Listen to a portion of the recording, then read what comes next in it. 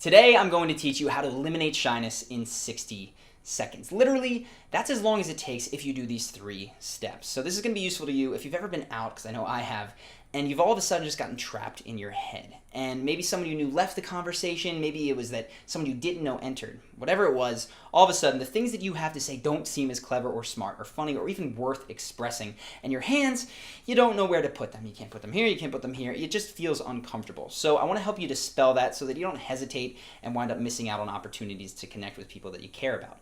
The first step is going to be this. When that moment of shyness hits and the hands don't know where to go, you feel like you've got nothing worthwhile to say, instantly recognize this and stop trying to do anything and just exist. In fact, let yourself suck.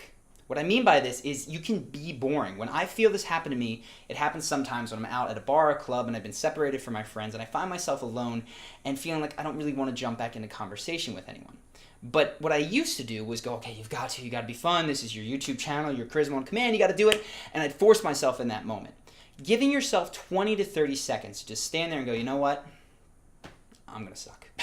I don't feel like doing this right now is such an amazing reboot. So what it looks like is I'll be out and I will literally, my hands will drop to my side. I'm not going to smile. I'm not going to make great eye contact. I might wander a little bit, but I'm going to do as little as possible. And what this does is it frees me, because what shyness is it's when you don't feel like the things you have to say are enough, when you don't feel like the way that you feel is enough or good enough to engage with other people. What happens when you allow yourself to be boring is you give yourself that worst case scenario, right? You couldn't be much worse than this out at a bar or a club or a networking event, right? And what that does is it eliminates the need to perform anything. And for me, this normally takes 20 to 30 seconds before I feel myself reset. And all of a sudden, I don't feel like I should do anything after about 20, 30 seconds. I kind of feel like I want to because now I'm boring myself, right? Or I'll just go home. But at this point, you know you fully reset when you feel it switch from I've got to, I need to do this, to I kind of want to now. Caveat here, this doesn't mean that you pull out your phone and you text on your phone for 30 seconds. That's the opposite. That's you trying to look busy, right? That's the opposite.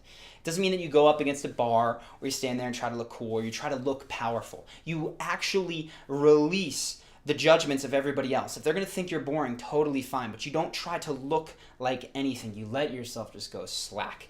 Breathe deep. 30 seconds later, you're going to feel a massive difference. And that's when step 2 comes in. So this is the reboot, step 1. Step 2 is when we want to get started on the right foot. And you've heard me say this before, but the best way to do this is not necessarily to jump into conversation, but in my experience is to go to your body. The problem with shyness is that the voices in your head that are telling you that what you have to say isn't good enough or that you should just shut up or that your hands are in the wrong place, those voices are more numerous and louder than your actual voice. You're not speaking. You're interior, not exterior. We've got to get you out of your head, and a body is a great place to go. I focus on 3 things. I'm normally concerned with my arms. I need to move these guys around for sure. My voice, and when I say my voice, I mean my whole vocal apparatus. I'm talking down through my diaphragm, through the pelvic floor. The deeper I can breathe, the lower I can make my resonance, the better I'm going to feel. And then, of course, lastly, once I get these things going, my face, my eyes, and my smile. The way I do this depends on the environment. If I'm at a club, I want to go to the place where I can move and make all of these things be as vibrant as possible. That's the dance floor for me. So I'll go to the dance floor, 20, 30 seconds, I dance, I will make noise, I'll yell to my friends, whatever it is. That's going to make me feel better. It's going to make me smile, right? 20, 30 seconds of that, I'm in a great mood. What if I'm not at a club? What if you're not at a club? Because we feel shy in lots of places. Well, let's say that you're in an office. Do it to the degree that you can. So if you're in an office, you're sitting at a meeting, and you're, okay, I'm feeling shy, slack, reset. Okay, arms. My arms need to open up, go out, expose the underside of your body, just let it go. So not your body. If you expose the underside of your arm, that's going to make you feel a little bit more at ease. Your voice. To the degree that you can, if you have anything, chime in. But if you can't, even just humming or breathing deep, that's going to engage sort of these vibrational things that I have found are key actually to feeling good. And then lastly, the face. If somebody's talking, you can look them in the eye, you can send positive, feedback via your smile and your eyes. That kind of stuff is going to get you back to a place that you want to be. Worst case scenario, you're in a 3-person conversation. These 2 people are talking and you just feel completely left out. You can't touch them, you can't get big. What do? Well, what you can stretch your arms, okay? That's step 1, not bad. With your voice, if you need to, you can actively listen. Oh yeah, cool. Oh, he hadn't said that to me. Interesting, right? You get your voice going. You get those vibrations going. I'm telling you, it makes a difference. And then, of course, your eyes and your smile.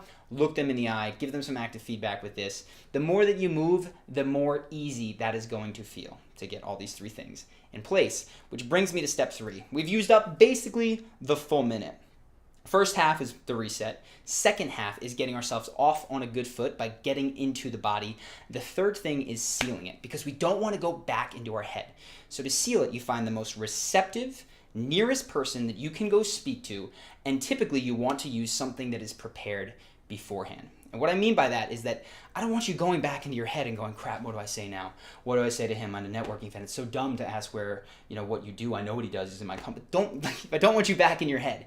So typically, it's good to have prepared for the situations that you find yourself something common that you can say to strike up conversation. It didn't depend wherever you are. When I was in Costa Rica, I was 19 years old when I arrived there.